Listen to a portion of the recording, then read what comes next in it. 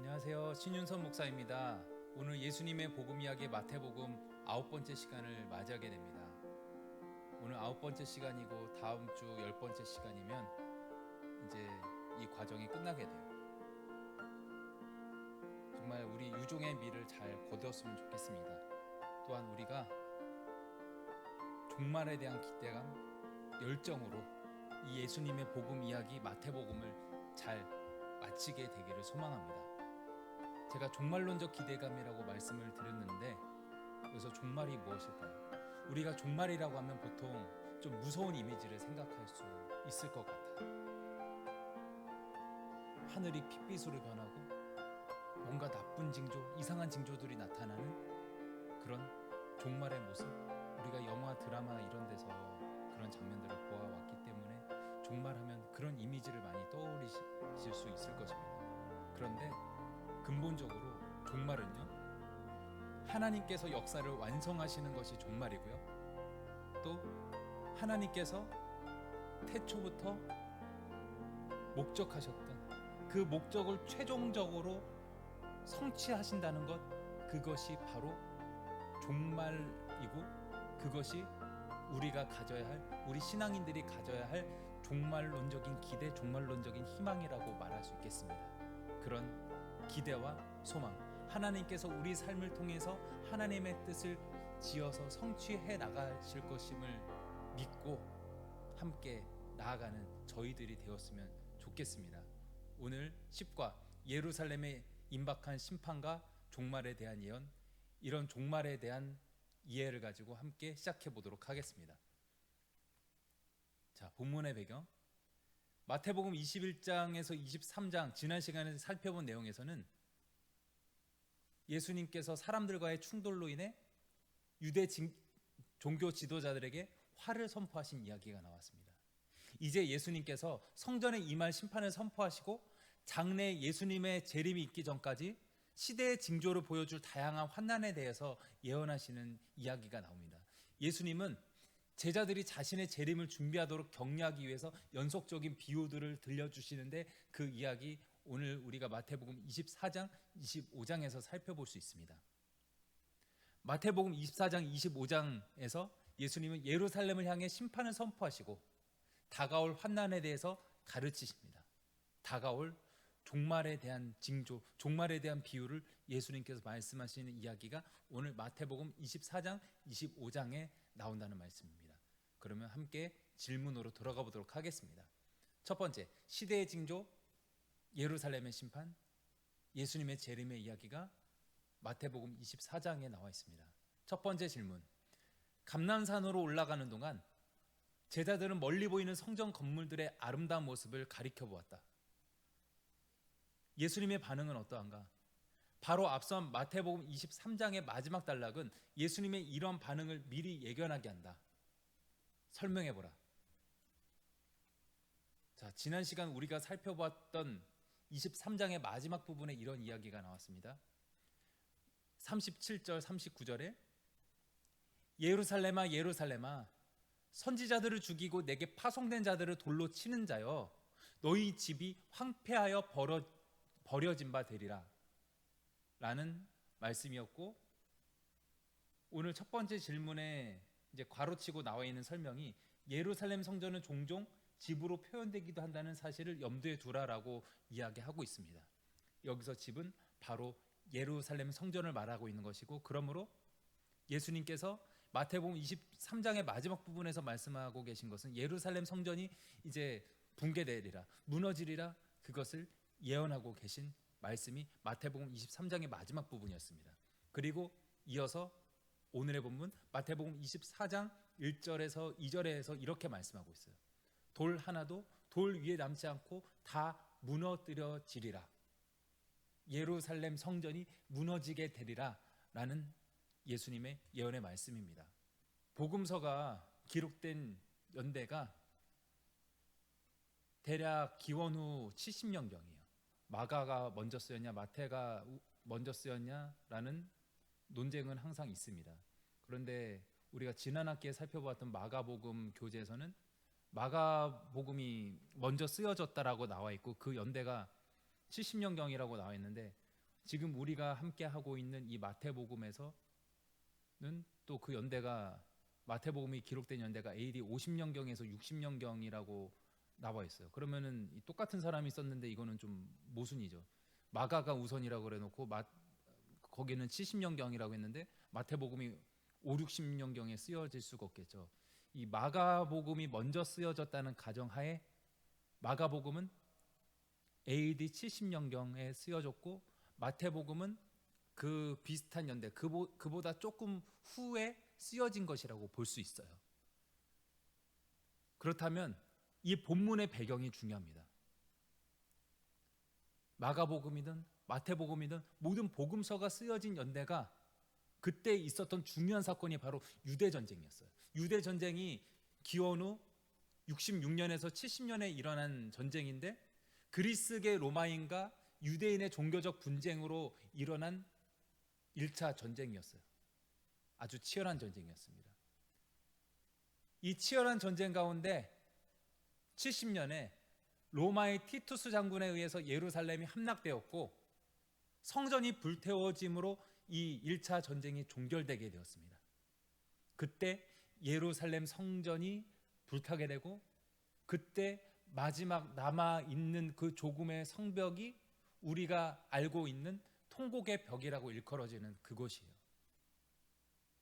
그렇게 유대인들의 신앙이 아주 절대적이었던 장소인 예루살렘 성전이 붕괴되고 나서 유대인들은 삶의 터전을 잃고 디아스포라 곳곳으로 흩어지게 된 사건, 그게 바로 유대전쟁 AD 66년에서 70년에 있었던 그 전쟁입니다.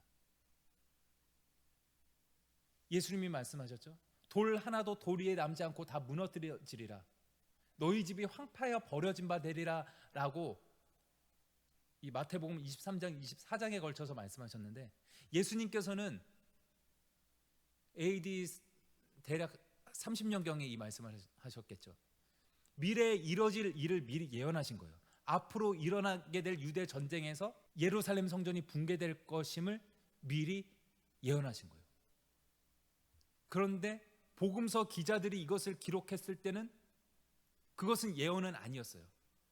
예수님께서 예언하신 것을 그들이 기록한 것이었지만 복음서 기자들은 성취된 예언이 유대 전쟁과 성전 붕괴를 배경으로 복음서를 기록하게 되었습니다. 예수님의 예언대로 결국 예루살렘 성전이 붕괴되고 유대인들이 디아스포라 흩어진 이야기, 그것을 우리가 염두에 두고 이 종말에 대한 예언을 살펴보면 그 의미를 더욱더 명확히 알 수 있을 것입니다. 자, 다음 질문입니다. 마태복음 24장 4절에서 35절에서는 어느 때 이런 일, 즉 성전과 예루살렘에 대한 심판이 있겠사오며 주의 임하신가 세상 끝에는 무슨 징조가 있겠사오리까라는 제자들의 질문에 대한 예수님의 답변이다. 예수님은 제자들 자신들의 생애에 그리고 그 후로 일어난 일의 전반적인 특징을 묘사해 주신다. 제자들은 미래에 어떤 일이 일어날 것을 기대해야 하는가? 4절에서 6절 말씀에 따르면 왜 예수님은 제자들에게 이러한 임박한 환난에 대해 말씀해 주시는가? 여기서 우리는 무엇을 배워야 하는가? 자, 크게 두 가지 질문이 있는데 이 질문에 대해서 대답을 해보겠습니다. 자, 제자들은 미래에 어떤 일이 일어날 것을 이 사건을 통해서 예수님의 말씀을 통해서 기대해야 했을까요? 그것은 난리 소문이 있는 가운데서도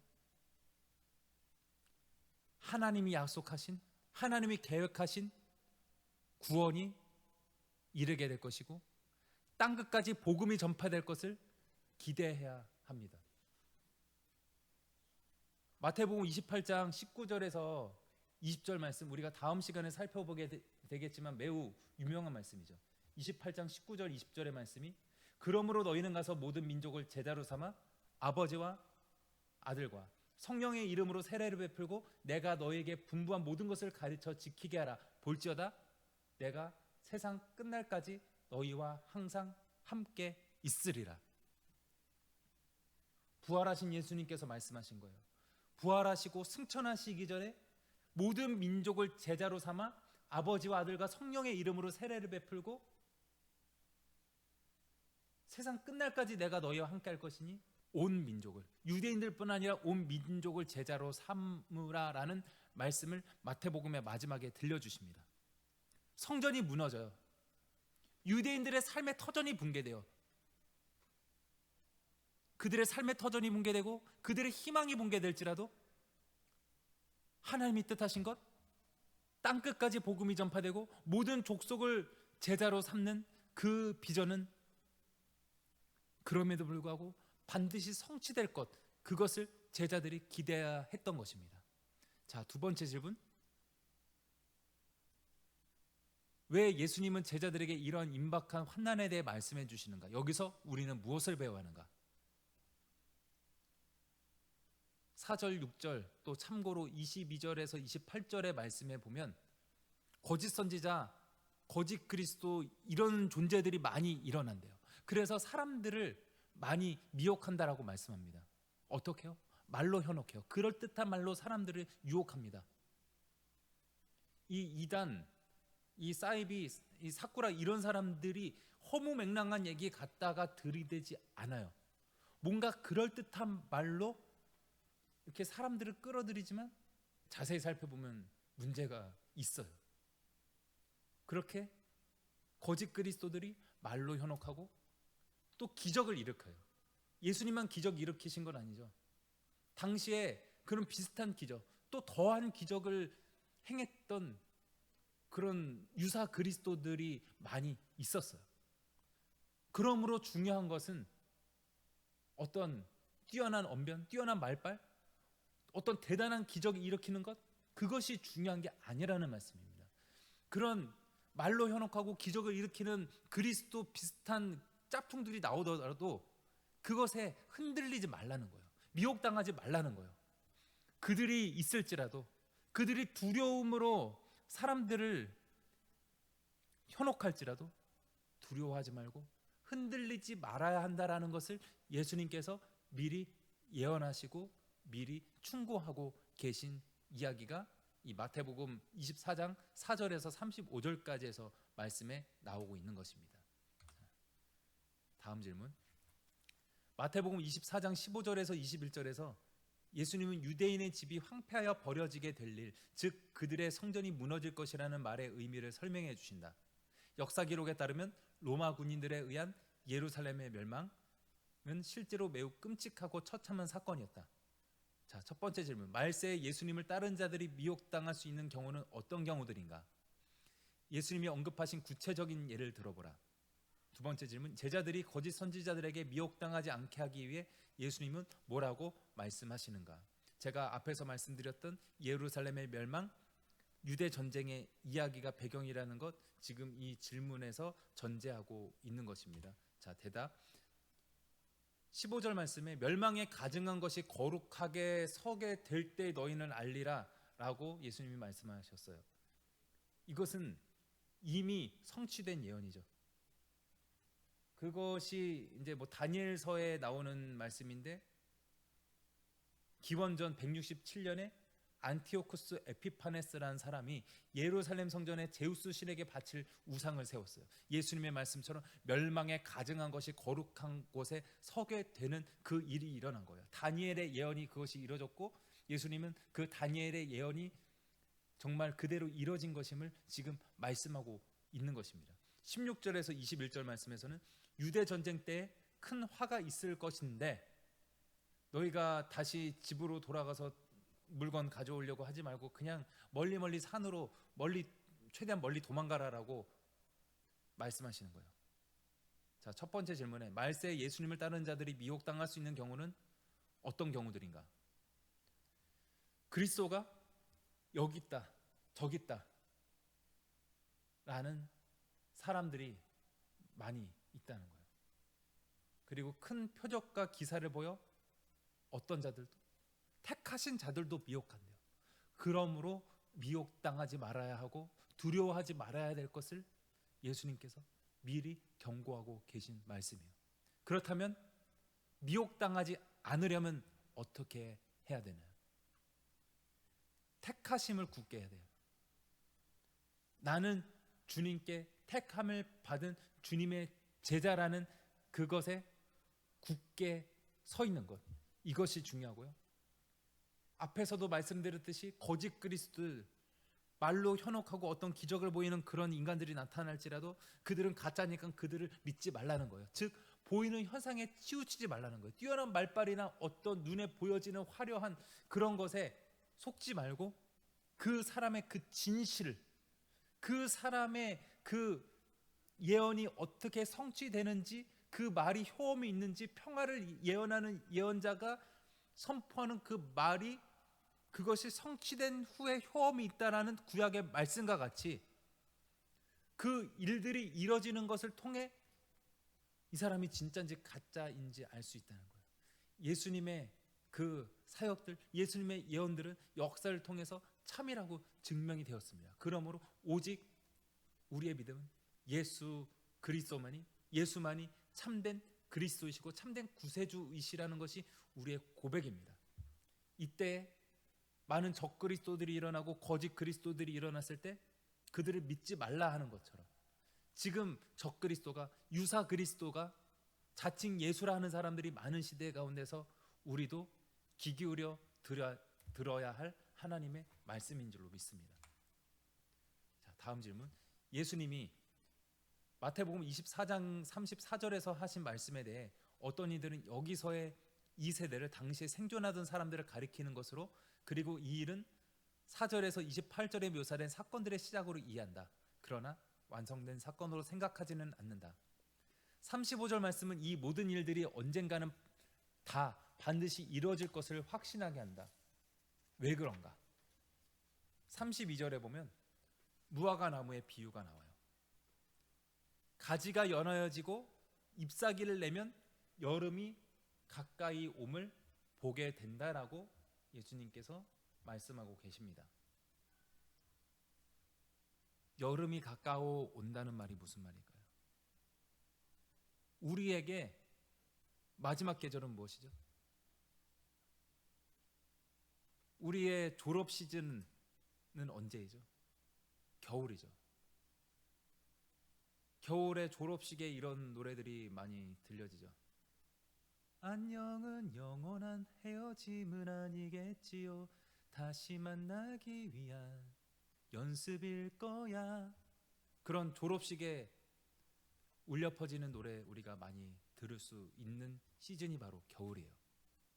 즉 우리의 종말, 우리의 마지막은 봄, 여름, 가을, 겨울 중에 겨울이죠. 그런데 유대인들의 끝, 유대인들의 종말, 유대인들의 마지막 계절은 여름이에요. 예수님께서 말씀하신 이 무화과 나무가 잎사귀를 낼 때 여름이 가까이 옴을 보게 될 것이다, 알 수 있다라는 것은 이 여름을 통해 종말을 말씀하고 계신 거예요. 무화과 나무를 통해서 종말, 마지막 때의 일을 볼 수 있다는 것입니다. 우리는 마지막 날이 언제인 줄을 정확히 알 수가 없어요. 무화과 나무 가지가 연해지고 잎사귀를 낼 때 여름이 가까이 옴을 보는 것 같이 대충 여름이 오고 있구나, 그것은 짐작할 수 있지만 그 날이 언제 딱 오는지 정확히 우리는 알 수 없어요. 마지막 날, 주님의 날, 이게 구약으로부터 내려오던 그것인데 여기서 말하는 이 날이 단수가 아닌 복수예요. 즉 마지막 날, 주님의 날이라고 표현했지만 이것을 제대로 문법에 맞게 정확히 표현하자면 마지막 날들이고요, 주님의 날들이에요. 일정한 기간을 말하는 거예요. 어떤 특정한 한 날, 몇 날, 며칠, 몇 시에 휴거가 되리라, 종말이 되리라, 그때 예수께서 구름 타고 재림하시리라 라는 이야기가 아니고 그 즈음, 그 기간을 말하고 있는 것이 마지막 날입니다. 34절에 보면 이 세례가 지나가기 전에 이 일이 다 일어나리라라고 말씀하고 계세요. 35절에는 천지가 없어져도 내 말은 없어지지 아니하리라 말씀하고 계십니다. 35절 말씀은 이 모든 일들이 언젠가는 다 반드시 이루어질 것을 확신하게 하고 있죠. 천지가 없어져도 예수님의 말은 없어지지 않는데요. 이 일들이 다 이루어진대요. 언제요? 이 세례가 지나가기 전에요. 여기서 말하는 그 세례가 무엇인지 이 질문에서 물어보고 있는데 저는 이것을 이렇게 해석을 합니다. 종말이 다가올 때 종말의 징조들이 있어요. 여름이 다가오는 그 시즌에 그 징조들이 있는 것처럼, 그때 나타나는 현상들이 있는 것처럼 종말의 징조가 있습니다. 그리고 종말이라는 게 어느 날 갑자기 빡 오는 게 아니라 그 사건이 점점점 전개돼 나가요. 그리고 언젠가 마지막 날이 있죠. 세상의 마지막이 있죠. 세상의 끝이 있죠. 하나님의 역사는 돌고 돌고 도는 그런 원형의 세계가 아니에요. 불교의 세계관, 뭐 원불교의 세계관, 브라만교의 세계관은 돌고 돌고 돌고예요. 윤도현의 노래처럼 다시 돌고 돌고 돌고 돌고 돌고 도는 그 사이클을 도는 게 저들 브라만교의 세계관이고 불교의 세계관인데, 기독교의 세계관은 직선적 세계관이에요. 처음이 있고 끝이 있어요. 태초에 하나님이 천지를 창조하셨고 그것이 마지막이 있다는 거예요. 돌고 돌고 돌고 그것이 반복되는 것이 아니라 돌고 도는 그 과정 가운데서도 결국에는 마지막이 있는 거예요. 봄, 여름, 가을, 겨울 계속 사이클을 돌죠. 계속 돌고 돌고 돌고가 반복되지만 그게 그냥 뺑뺑이만 도는 게 아니라 하나님의 역사에는 돌고 돌고 돌면서 나선형으로 돌면서도 상승하는 구조가 있어요. 역사의 완성이 있어요. 역사를 시작하신 하나님께서 역사를 결국 끝내신다는 것, 그 마지막이 있다는 것, 그것이 기독교의 직선적 세계관이고요, 그것이 우리가 믿는 종말입니다. 그런데 그 종말의 징조, 그것이 이 나선형으로 또 상승 구조로 이렇게 전개돼 나가지만 그것이 언젠가는 종말, 마지막 때가 온다는 거예요. 그런데 그 종말의 징조, 전개, 종말, 그 마지막 날이 그게 되는 게 이 과정이 있는데, 이게 한 세대가 지나기 전에 다 이뤄진다는 거예요. 이 아버지 때 종말의 징조를 봤어요. 이게 점차 전개돼 가고 있는데 아직 마지막 날이 딱 올 것 같지는 않아요. 그러면 이제 아버지가 돌아가실 때 돼가지고 아들이나 또 손자 때 종말이 올 것이다. 예수님은 그런 말씀을 하고 계신 게 아니라 이 한 세대가 지나기 전에 이 일이 다 이뤄진다라는 것으로 저는 봅니다. 그러므로 나랑 종말은 상관없겠지. 종말의 징조가 나타나고 종말이라는 그게 지금 전개되고 있지만 나 때는 종말이 오지 않겠지라는 생각으로 나태해지지 말고, 한 세대가 지나가기 전에 종말이 올 것이기 때문에 그러므로 너희는 깨어 있어라 하시는 말씀을 이 무화과나무 비유를 통해서 예수님이 들려주시는 것으로 믿습니다. 저는. 자, 다음 질문이에요. 자, 두 번째로 예수님의 재림을 준비하라. 24장 36절에서 25장 46절의 말씀입니다. 첫 번째 질문. 예수님은 자신의 재림을 노아 시대의 갑작스러운 홍수 심판과 비교하신다. 당시 많은 사람들이 심판을 받아 멸망했지만 어떤 이들은 건짐을 받았다. 재림의 날이 지닌 특징에 대해 말씀하고자 하시는 예수님의 요지는 무엇인가? 깨어있으라는 말씀은 무슨 의미인가?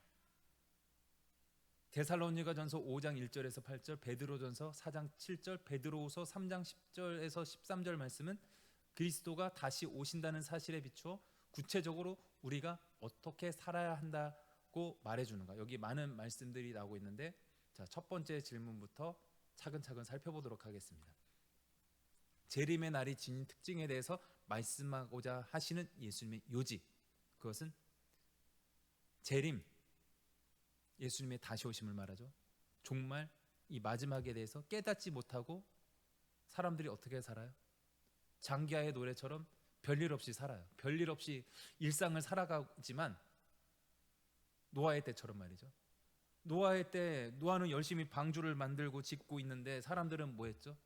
그냥 먹고 자고 그냥 일상생활하고 뭐 술 먹고 놀고 그냥 그렇게 살았어요. 그런데 마지막 때가 반드시 왔습니다.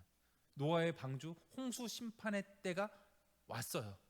그러므로 노아의 때처럼 언젠가 하나님의 예언, 하나님의 경고, 홍수가 나리라는 그 예언이 이루어진 것처럼, 그것이 성취된 것처럼 언젠가 종말의 일이 반드시 이루어진다는 거예요. 재림과 종말은 반드시 있다라는 말씀입니다. 종말의 징조, 종말의 그 구름 한 조각 보이지 않는 것 같은 그런 별일 없이 살아가는 일상을 우리는 살아가지만 주님의 그 약속대로, 주님의 말씀대로 재림과 종말은 반드시 있다라는 것을 예수님께서 말씀하고 계시는 거예요. 두 번째 질문, 깨어 있으라는 말씀은 무슨 의미인가? 임박한 재림, 즉 종말에 대한 긴급한 신앙으로 살아가라는 거예요.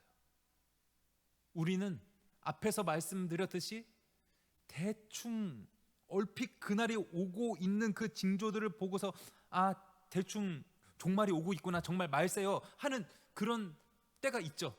뭐 옛날부터 말세라고 했는데 진짜 언제가 말세고 언제가 진짜 최종 종결 그 날인지는 모르겠지만 종말의 징조들은 있어요. 말세라는 그 징조들이 있어요.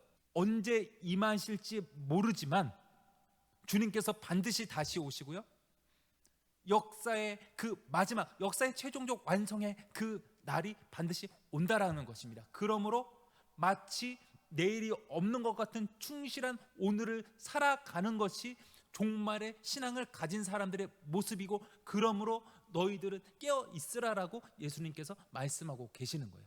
자, 여기 여러 가지 말씀 나옵니다. 데살로니가전서 5장 1절에서 8절의 말씀이 그날이 밤에 도둑같이 이른다라고 말씀하고 있어요.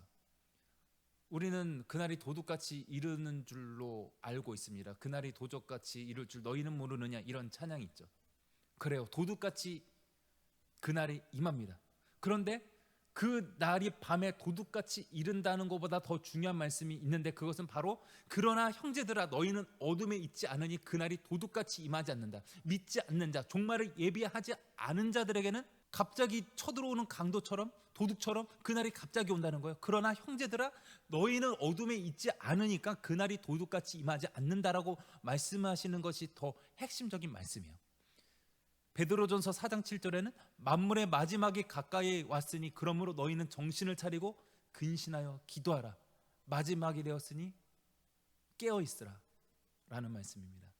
베드로후서 3장 10절에서 13절의 말씀, 그날이 도둑같이 임하여 뜨거운 불에 모든 형질들이 풀어지게 될 것이지만 우리에게는 새하늘과 새 땅이 있다. 요한계시록에서 이야기하고 있는 그 새하늘과 새 땅, 하늘에서부터 땅으로 내려오는 거룩한 성 새 예루살렘이 우리들에게 있다. 이것을 베드로 후서에서도 말씀하고 있는 것입니다. 종말은 반드시 있습니다. 다음 질문입니다. 마태복음 24장 42절에서 25장 46절의 비유들은 예수님의 재림을 준비하라는 주제를 각각 독창적으로 보강해 준다. 첫 번째 비유의 요지는 무엇인가? 자, 앞에서 말씀드린 얘기와 반복되는 이야기니까 길게 말씀드리지 않겠어요. 언제 주님이 오실지 알 수 없어요.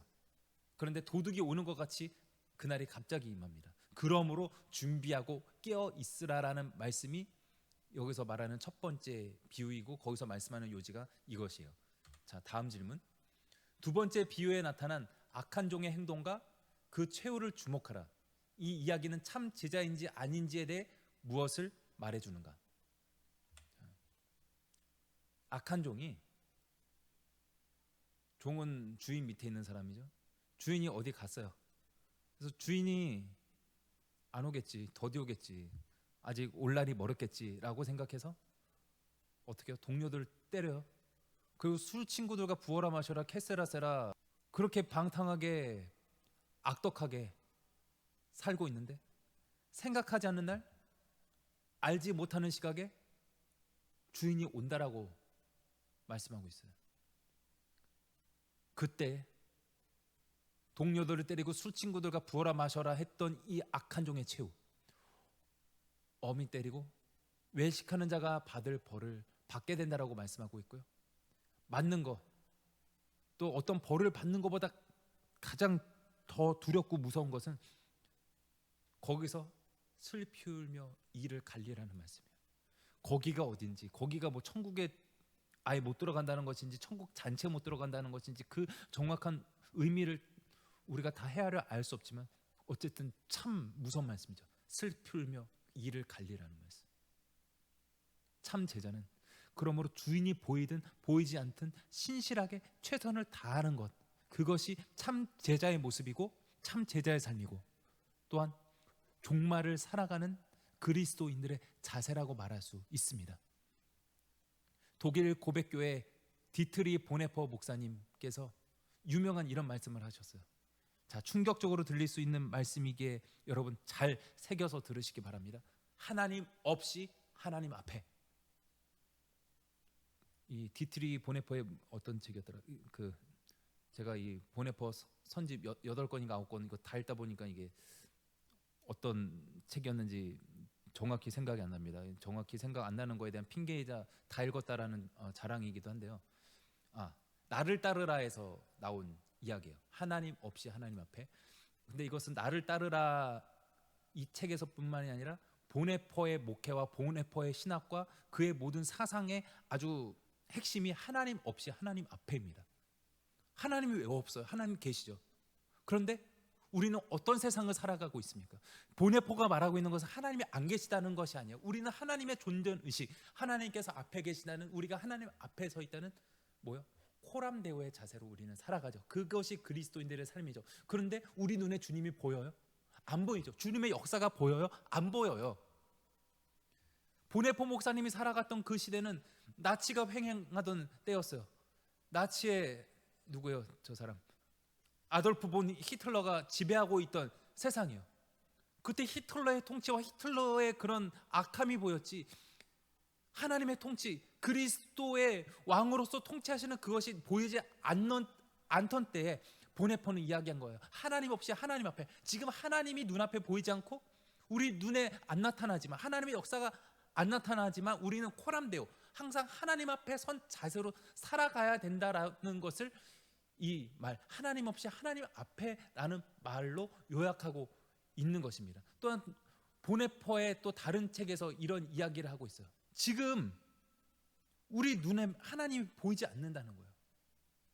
우리는 그동안 하나님을 마치 마리오네트처럼, 작업가 설로서의 하나님처럼, 데우스 엑스 마키나 이 기계 장치로서의 하나님으로 내가 하나님을 조작할 수 있다라고 생각했던 그들의 그 신앙이, 그 기독교가 실패했고, 이제 그 독일의 고백교회 보네퍼 목사님이 말씀하는 것은 이제 더 이상 그런 작업가설로서의 데우스 엑스 마키나 기계 장치로서의 하나님, 그 하나님은 이제 우리 눈앞에 보이지 않는다.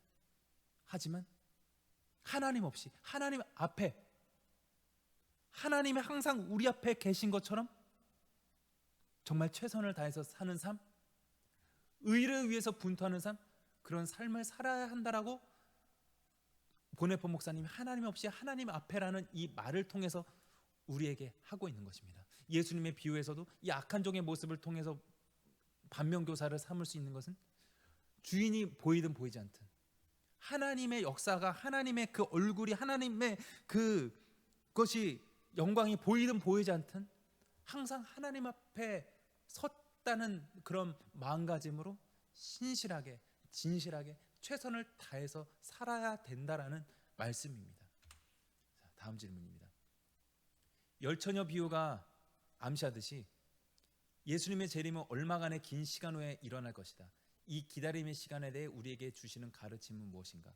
특히 25장 12절에 나타난 예수님의 반응과 7장 21절에서 23절에 나타난 유사한 반응을 서로 비교해 볼 때 여기서의 교훈을 우리 마음에 새겨두어야 하는 중요한 이유는 무엇인가?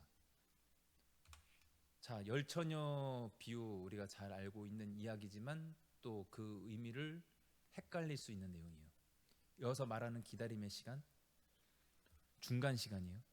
이미와 아직 사이의 시간이에요. 이미 예수님께서 오셨고 이미 하나님 나라가 시작이 되었죠. 하지만 아직 그 나라가 완성되지 않았고 주님의 영광이 완전히 성취되지 않았어요. 그러므로 이 종말의 시간, 이 기다림의 시간을 올레디와 낫 예시라고, 그 중간 시기라고 우리가 요약해서 말할 수 있고요. 또 그 시기는 예수님께서 처음 오셨던 초림과 다시 오셔서 역사를 완성하시고 종결 지으실 그 재림, 그 초림과 재림 사이의 시간이 우리가 살아가고 있는 종말의 시간, 기다림의 시간이라고 말할 수 있습니다. 자, 우리가 흔히 알고 있는 열 처녀 비유에서 이 다섯 처녀는 슬기롭고 다섯 처녀는 이게 미련한 이 다섯 명은 이게 다 자고 있었고 다섯 처녀는 지혜로워서 깨어 있었다라고 하는데 그거 아니고요. 열 처녀가 다 졸며 잤던 거 똑같아요. 그런데 등과 기름을 준비한 다섯 처녀는 혼인 잔치에 들어가요. 기름이 없었던 다섯 처녀는 이 기름을 빌려오려고 하지만 나중에 기름 못 빌려오죠. 그래서 혼인 잔치에 못 들어가요. 당시 고대 근동 사회에 그런 관습이 있었어요. 약혼이 있고 이 정혼 상태가 있고 결혼이 따로 있었죠. 정혼한 지 대략 1년이 지날 때 즈음에 신랑이 신부를 데리러 신부의 집으로 오는데 그때 이것을 그 신랑의 오심을 맞이하는 사람들, 처녀들이 있었어요. 이 사람들은 이제 뭐 결혼하게 될 그런 사람들이 아니라 신부의 친구 내지 지인 및 뭐 이모님 같은 사람, 즉 이 결혼 예식을 준비해 주는 이모, 들러리, 이런 사람들이 이 비유에서 말하고 있는 열 처녀예요. 그런데 여기서 기름이 예비되지 않았던 다섯 처녀는 혼인 잔치에 못 들어가고 등과 기름이 다 준비돼서 그 밤에 등불을 밝히고 있었던 그 다섯 명의 들러리들은 혼인 잔치에 들어갔다라는 이야기예요. 여기서 등과 기름에 대해서 기름이 뭐 성령을 상징한다라는 그런 해석도 있는데 뭐 그렇게 해석할 수도 있지만 정확히 무엇을 상징하는지 알 수는 없어요. 그런데 우리는 철저히 주님의 오심을 예비하는 삶을 살아야 한다라는 것은 여기서 분명한 메시지입니다. 뭘 준비해야 될지는 몰라요. 정말 기름을 준비해야 되는 것인지 뭐 어떤 것을 준비하고 있어야 되는 것인지 정확히 그것이 무엇을 지칭하는 것인지는 알 수 없지만 임박한 종말의 때를 살아가는 그런 지혜로운 처녀들처럼 기름을 준비했던 그런 다섯 처녀들, 다섯 들러리들처럼 그 종말에 합당한 뭔가를, 그런 삶의 자세이든 그 어떤 것이든지 간에 우리는 그것을 준비하는, 철저히 주님의 오심을 예비하는 삶을 살아가야 한다라는 말씀이에요. 이미와 아직, 초림과 재림 사이 그 기다림의 시간을 살아가는 자들이 가진 종말론적 숙명이라고 말할 수 있습니다. 마태복음 25장 14절에서 30절의 네 번째 비유를 읽고 처음 두 종들에게 주어진 동일한 칭찬에 주목하라. 두 종은 남긴 달란트의 양이 다르다. 이런 사실은 주인이 가장 중요시 여기는 점이 무엇이라고 가르쳐 주는가? 그렇다면 예수님은 자신의 재림 때까지 우리가 어떻게 살아가기를 바라시는가?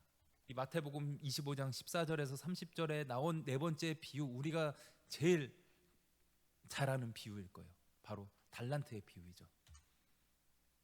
두 종에게 한 주인의 말이 똑같았죠. 흔히 말하는 컨트롤 C 컨트롤 V 복부 똑같아요. 잘하였도다 착하고 충성된 종아, 내가 적은 일에 충성하였음에 내가 많은 것을 내게 맡기리니 내 주인의 즐거움에 참여할지어다 라고 두 종에게 똑같이 말씀하세요. 이 두 종이 어떠했는지 그걸 찾기보다 그와 다른 한 달란트 받은 종이 어떠했는지와 비교해 보는 것이 더 정확히 그 의미를 알 수 있을 것입니다. 한 달란트 받은 종은요, 받은 것을 묻어뒀어요. 이거 잃어버릴까 봐 묻어뒀죠. 그리고 주인은 심지 않는 데서 거두는 악독한 사람, 스크로지 영감 같은 인색한 사람으로 생각했어요. 주인이 직접 심지 않는데 종이 거둔 것을 빼앗아가는 그런 악독한 인간으로 생각했던 거예요. 그런데 나머지 두 사람은 이것이 받은 것이 5달란트든 2달란트든 받은 것을 묻어두지 않았어요. 자기가 받은 것이 2달란트 받은 종도 이것이 적다라고 생각하지 않았어요. 1달란트 받은 종은 내가 받은 것이 너무 적다라고 생각했죠. 그런데 두 사람에게는 그런 비교 열등, 비교 의식 같은 것이 없었어요. 그리고 주인에 대한 오해가 없었어요. 1달란트 받은 종은 주인을 악독한 사람, 심지 않은 데서 거두는 그런 나쁜 인간으로 봤지만 나머지 두 종들은 주인에 대해서 그렇게 생각하지 않았어요. 여기서 말씀하고 있는 메시지가 여러 가지로 해석이 될 수 있겠지만 받은 달란트를 묻어두지 말라는 거예요. 그리고 주인을 악한 자로 오해하지 말라는 거예요. 종들에게 겁을 주고 종들이 애써서 거둔 것을 뺏어가는 그런 악독한 주인이 아니라는 거예요. 그리고 받은 달란트로 주인의 뜻에 합당하게 충실하게 살아가라는 것, 이 달란트 비유를 통해서 예수님께서 말씀하시는 것이고, 이것도 종말을 살아가는 우리들의 삶의 자세가 어떠해야 되는지를 보여주시는, 그것을 알려주시는 예수님의 비유의 말씀이라고 할 수 있겠습니다. 자, 이제 마지막 질문이에요. 마지막 심판날에 양과 염소의 가장 본질적인 차이는 무엇인가? 줄이고 목마르고 헐벗고 병들고 옥에 갇힌 내 형제 중에 지극히 작은 자들은 누구인가? 자, 실제 목자들에게 양과 염소가 비스무리하게 생겨서 잘 구분되지가 않았어요. 그런데 예수님이 말씀하시는 것은 양과 염소가 마지막에 구분이 될 것이고, 양은 오른편에 염소는 왼편에 서서 이게 구분이 된다라는 것이죠. 어떻게 양과 염소, 어떻게 진짜 제자와 가짜 제자를 구별해내는가? 양은요, 줄이고 목마르고 헐벗고 병들고 옥에 갇혔을 때 도와줬어요. 누가요? 주님이 그러셨을 때요. 이들이 물어봐요. 이 주님의 오른편의 선자들이 물어봐요. 우리가 주님께 그렇게 한 적이 없는데 우리가 어떻게 그렇게 주님이 줄일 때, 목마를 때, 헐벗고 병들고 옥에 갇혔을 때 언제 우리가 도와줬나요? 예수님이 말씀하시죠. 지극히 작은 자에게 한 것이 내게 한 것이다. 소자에게 한 것이 내게 한 것이다. 이런 사람이든 저런 사람이든 큰 사람이든 작은 사람이든 부자이든 가난한 사람이든 어떤 사람들이든지 간에 이 소자에게 냉수 한 그릇이라도 대접한 사람은 그 상을 잃지 않는다라고 말씀하셨잖아요. 그런 지극히 작은 자에게 한 것이 곧 내게 한 것이다라고 말씀하고 계세요. 반대로 염소, 주님의 왼편의 선자들은 줄이고 목마르고 헐벗고 병들고 옥에 갇혔을 때 안 도와줬대요. 이 사람들도 물어봐요. 우리가 언제 주님이 그렇게 하셨을 때 우리가 언제 안 도와줬습니까? 우리는 그런 적 없습니다. 지극히 작은 자에게 하지 않은 것이 내게 하지 않은 것이다 라고 예수님 말씀하십니다. 다른 종교는요, 신이 자신에게 경배하라고, 자신에게 잘하라고, 자신에게 충성하라고, 자신에게 목숨을 다하라고, 자신을 위해서 노예가 되고 종이 되고 자신을 위해서 집을 지어주라고, 이 고대 다른 신화들에서는, 다른 신들은 인간에게 그렇게 명령하고 있어요. 그런데 예수 그리스도를 통해 드러난 하나님 아버지는 다릅니다. 예수님이 요한복음에서도 하시는 말씀이 너희가 나를 경배하여라, 내게 영광을 돌려라. 그것도 중요하지만 예수님이 하신 말씀이 근본적으로 그게 아니에요. 그게 중요한 게 아니에요. 그거보다 더 중요한 것, 너희가 서로 사랑하라는 것이죠. 지금 마태복음에서도 지극히 작은 자에게 잘해라, 지극히 작은 자에게 못한 게 나한테 못한 거고, 지극히 작은 자에게 한 것이 내게 한 것이다. 내게 그 사람들한테 잘해주는 게 내게 잘해준 것이다. 그러므로 뭐 주님을 찾기 위해서, 하나님을 찾기 위해서 성전에 나와야 되고 뭐 주님의 얼굴을 구해야 되겠지만, 더 중요한 건 우리의 삶 속에서 만나는 그 작은 자들, 그 소자들에게 잘해야 된다. 하나님 사랑, 이웃 사랑, 이것을 실천해야 한다라는 것을 이 양과 염소의 비유를 통해서도 말씀하고 계신 것입니다. 이 말씀을 볼 때 참 찔려요. 나는 작은 자에게, 나는 소자에게, 나는 만나는 사람들에게 과연 얼마나 잘하고 있었나? 나는 우리 가족에게, 나의 만나는 사람들에게 정말 냉수 한 그릇이라도 잘 대접했는가? 줄이고 목마르고 헐벗고 병들었을 때 그들을 잘 돌봐주었는가? 라는 생각이 듭니다. 여러분은 어떠하신가요? 자, 오늘 질문 여기까지인데요. 예수님의 재림을 준비하는 사람, 마지막 때가 가까이 왔을 때 뭐 신비한 것을 볼 수도 있고요, 그 종말에 뭔가 이상한 징조들을 볼 수도 있습니다. 교회로 더 많이 모이고 또 주님의 얼굴을 자주 구하고 자주 기도하는 것, 자주 성전에 모이는 것, 너무너무 중요한, 가장 중요한 것이라고 말할 수 있죠. 그런데 예수님의 재림을 준비하는 삶은 사실 그렇게 뭔가 신비하고 특별한 그게 아니에요. 지극히 일상적인 것에서 등과 기름을 예비하는 다섯 처녀와 같이 일상적인 일에서 잘 준비하고 있는 것, 또 우리가 만나는 사람들에게 선의를 베풀고 그들을 도와주고 그들을 주님을 섬기듯 섬기는 것, 이것이 우리가 종말의 때, 마지막 때를 살아가는 삶의 자세이고 그것이 우리의 참된 신앙임을 예수님께서 오늘 종말에 대한 예언을 통해서 말씀하고 계십니다. 자, 오늘 10과 예루살렘의 임박한 심판과 종말에 대한 예언의 말씀 우리가 함께 살펴보았습니다. 이제 다음 주면 예수님의 복음 이야기 마태복음을 마무리하게 될 것이고 또 끝을 내게 될 것입니다. 정말 끝까지 전심전력함으로 함께 유종의 미를 거두실 수 있게 되기를, 또한 우리의 신앙이 더욱더 한 단계 도약하며 또한 신앙의 근육이 더욱더 벌크업 되어지는 그런 은혜가 우리들 가운데 있었으면 좋겠습니다. 우리가 날마다 주님을 전하는 그 간증의 이야기, 우리가 주님을 만난 그 이야기들, 그 고백들이 날마다 더욱더 풍성해지게 되기를 간절히 소망합니다. 기도하겠습니다. 하나님, 오늘 종말에 대한 예언의 말씀 마태복음 24장 25장의 말씀을 우리가 살펴보았습니다. 마지막 때, 종말의 때의 삶은 마치 내일이 없는 것 같은 오늘을 살아가는 삶이고